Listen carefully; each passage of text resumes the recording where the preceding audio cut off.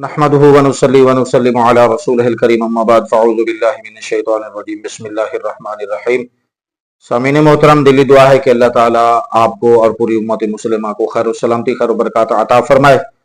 माह मुहर्रमुल हराम शरीफ की आमद है और आप जानते हैं कि माह मुहर्रमुल हराम इस्लामी साल का पहला महीना है और ये जो मौजूदा महीना चल रहा है माह जुल हज्जा शरीफ, ये इस्लामी साल का आखिरी महीना है। तो हम आपको पता है कि हर साल पूरी उम्मत मुस्लिमा मिलकर नबी पाक सल्लल्लाहु तआला अलैहि वसल्लम की आले बैत अतहार अलैहिमुस्सलाम व रिदवानुल्लाहि तआला अलैहिम अजमईन से मोहब्बत करती है, आपके नाम की सबीलें लगाती हैं और आपके नाम के जिक्र की महफिलें सजाई जाती हैं। आले मोहब्बत, आले ईमान, आले बैत अतहार रिदवानुल्लाहि तआला अलैहिम अजमईन के जिक्र पाक की महफिलें सजाते हैं, जिक्र पाक सुनते हैं, सुनाते हैं, जिक्र पाक करते हैं, कराते हैं। तो हम भी इसी सिलसिले को शुरू कर रहे हैं। हम नबी पाक सल्लल्लाहु तआला अलैहि वसल्लम की आले बैत अतहार से भी और हुजूर अलैहिस्सलातु वस्सलाम के असहाब से भी, तमाम असहाब से भी मोहब्बत करते हैं और हुजूर की आले बैत अतहार से भी मोहब्बत करते हैं। हुजूर के सहाबा का जिक्र करना भी ईमान है, इबादत है, ईमान का हिस्सा है। और हुजूर अलैहिस्सलातु वस्सलाम की आले बैत अतहार का जिक्र पाक करना भी हमारे ईमान का हिस्सा है। हम उनसे भी मोहब्बत करते हैं, हम आले बैत अतहार से भी मोहब्बत करते हैं। हुजूर अलैहिस्सलातु वस्सलाम के खुलफाए राशिदीन से भी मोहब्बत करते हैं, अशरा मुबशरा से भी मोहब्बत करते हैं। हुजूर के बदर वाले असहाबा हो या उहद वाले असहाब हो या बैतुर रिदवान वाले असहाब हो, तमाम सहाबा इकराम रिदवानुल्लाहि ताला अलैहिम अजमईन से मोहब्बत करते हैं, क्योंकि नबी पाक सल्लल्लाहु ताला अलैहि वसल्लम ने इसकी तरगीब खुद फरमाई है। और बड़ी मशहूर हदीस है, आप कई बार सुन चुके होंगे, कि जिसमें आप सल्लल्लाहु ताला अलैहि वसल्लम ने इरशाद फरमाया, असहाबी का नुजूम फबिअय्यिहिम इक्तदैतुम इहतदैतुम, कि मेरे तमाम सहाबा सितारों की मिसल हैं, कि जिस तरह आसमान पर सितारे चमकते हैं उसी तरह मेरे सहाबा भी जमीन के ये सितारे हैं, ये जमीन पर चमक रहे हैं, तो ये सहाबा भी चमकते सितारे हैं, कन नुजूम सितारे हैं। फबिअय्यिहिम इक्तदैतुम इहतदैतुम, कि तुम जिस सहाबी के साथ भी जुड़ जाओगे, जिसके साथ भी निस्बत जोड़ लोगे, जिसके साथ भी मोहब्बत करोगे, तो हिदायत वाले बन जाओगे। तो सामीन मोहतरम, अल्हम्दुलिल्लाह हम हुजूर के किसी एक सहाबी के भी बेअदबी या तौहीन का सोच भी नहीं सकते, इसलिए हम अहले सुन्नत हैं और अहले सुन्नत ही हक और सच्चा अकीदा और मसलक है कि हम हुजूर के तमाम सहाबा इकराम के साथ अदब, एहतराम, मोहब्बत है हमें, और हुजूर की तमाम आले बैत अतहार अलैहिमुस्सलाम रिदवानुल्लाहि ताला अलैहिम अजमईन से भी मोहब्बत है। तो हम इंशाअल्लाह हम इन दोनों नफूस मुक़द्दसिया का जिक्र करेंगे, सुनेंगे, सुनाएंगे। तो ये सिलसिला हमारा चलता रहेगा। आज की हम सबसे पहले जो बात शुरू करने लगे हैं वो है कुरान पाक की आयात मुबारका से। कुरान पाक के आयात मुबारका मैं करता हूं, फिर उसी की तफसीर को इंशाअल्लाह लेकर हम आगे गुफ्तगू चलाएंगे। तो रब्बे करीम ने कुरान मजीद के अंदर इरशाद फरमाया, वनज़अना मा फी सुदूरिहिम मिन गिल्लिन तजरी मिन तहतिहिमुल अनहार। ये कुरान मजीद के मैंने चंद अल्फाज अर्ज किए हैं और इसका यूं सादा सा आसान लफ्जों में तर्जमा समात फरमा लीजिए कि और निकाला हमने उनके सीनों से खोट, वनज़अना मा फी सुदूरिहिम मिन गिल्लिन, कि निकाला हमने उनके सीनों से खोट। इसकी तफसीर में, अगर इसकी तफसीर में हम मुख्तलिफ तफासिर का अर्ज करते हैं, जिक्र करते हैं, मुतालिया करते हैं, तो हजरत इकरमा रदी अल्लाह ताला अन्हु, हजरत इब्ने अब्बास रदी अल्लाह ताला अन्हु से रिवायत करते हैं कि हजरत इब्ने अब्बास रदी अल्लाह ताला अन्हु ने इसकी तफसीर यूं फरमाई है। फरमाते हैं हजरत सैयदना इब्ने अब्बास रज़ी अल्लाह ताला अन्हु फरमाते हैं कि नबी करीम सल्लल्लाहु ताला अलैहि वसल्लम ने इरशाद फरमाया कि कयामत का दिन होगा, मैदान महशर लगा हुआ होगा, अल्लाह ताला की सारी मखलूक उस मैदान महशर में जमा होगी तो रब्बुल आलमीन फरिश्तों को हुक्म फरमाएगा, वो फरिश्ते उस कयामत के दिन एक सुर्ख याकूत से बना हुआ एक तख्त लाएंगे, तख्त लाया जाएगा और जिसका तूल यानी वो इतनी लंबा होगा जिसका तूल 20 मील का होगा। यानी वो तख्त जो अल्लाह ताला फरिश्तों के जरिए मैदान माशर में मंगाएगा, उस तख्त का जो लंबाई होगी वो 20 मील होगी और उसमें कोई जोड़ वगैरह भी नहीं होगा, उसमें कोई जोड़ वगैरह भी नहीं होगा।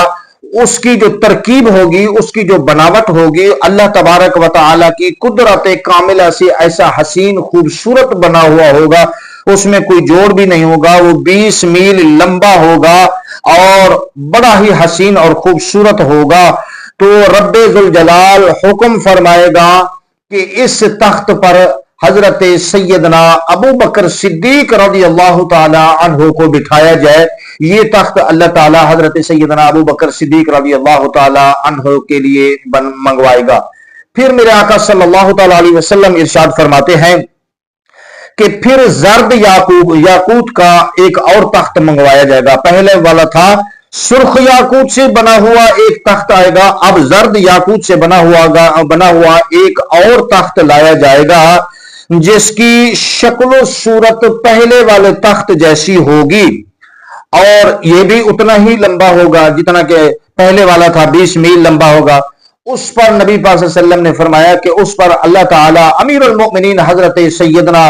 उमर फारूक आजम रज़ी अल्लाह ताला अन्हु को बिठाया जाएगा। हजरत फारूक आजम जलवा अफरोज होंगे। और फिर नबी पाक सल्लल्लाहु ताला अलैहि वसल्लम ने फरमाया इसी तरह का सब्ज याकूत का बना हुआ एक तख्त और अल्लाह ताला के हुक्म से लाया जाएगा और उस पर हजरत सैयदना उस्मान गनी रज़ी अल्लाह ताला अन्हु जलवा अफरोज होंगे। और नबी पाक सल्लल्लाहु अलैहि वसल्लम फरमाते हैं फिर इसी तरह का इसी की मानद एक सफेद याकूत से बना हुआ हसीन और जमील तख्त लाया जाएगा। उस पर शेर खुदा मौला मुर्तजा हजरत अली करमल्लाहु वजहुल करीम तशरीफ फरमा होंगे। तो आप सल्लल्लाहु ताला अलैहि वसल्लम मजीद फरमाते हैं कि फिर खालिक की कायनात जल्ला जलालहू इन 4 तख्तों को उतरने का हुक्म देगा तो वो तख्त जो है वो अर्श के साया में उतरेंगे। यानी ये तख्त मैदान महशर में होंगे, मैदान महशर में चलते चलते चलते अल्लाह के अर्श के साए में उतरेंगे, साए में आ जाएंगे।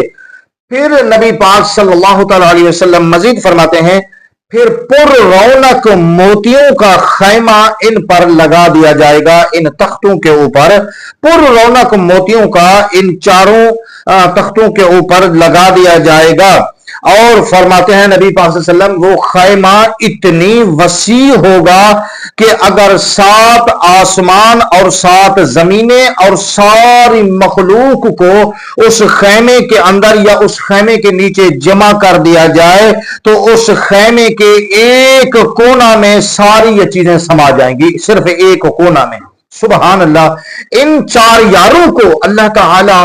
इतनी अजमत शान अता फरमाएगा, फिर इनको ये जो खैमा अता फरमाएगा इतनी वसी होगा कि हुजूर फरमाते हैं 7 आसमान 7 जमीनें सारी मखलूक अल्लाह की सिर्फ एक कोने में समा जाएगी, इतनी वसी होंगे। फिर नबी पाक सल्लल्लाहु ताला अलैहि वसल्लम मजीद फरमाते हैं कि फिर 4 प्याले पेश किए जाएंगे उन 4 यारों के लिए, खुलफाए राशिदीन के लिए, मेरे हुजूर के इन यारों के लिए जो है 4 प्याले पेश किए जाएंगे। एक हजरत अबू बकर सिद्दीक रज़ी अल्लाह ताला अन्हु के लिए, एक हजरत सैयदना उमर फारूक आजम रज़ी अल्लाह ताला अन्हु के लिए, एक हजरत सैयदना उस्मान गनी रज़ी अल्लाह ताला अन्हु के लिए, एक हजरत अलीउल मुर्तज़ा शेर खुदा करमल्लाहु ताला वजहुल करीम के लिए ये 4 प्याले पेश किए जाएंगे।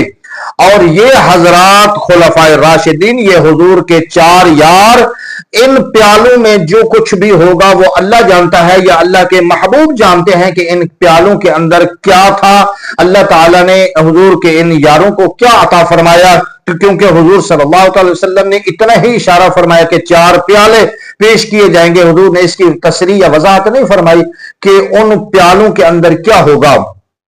تو بہرحال وہ 4 یار حضور کے پیالوں کو نوش فرمائیں گے، اور پھر نبی پاک صلی اللہ تعالی علیہ وسلم کی اس ساری حدیث کو،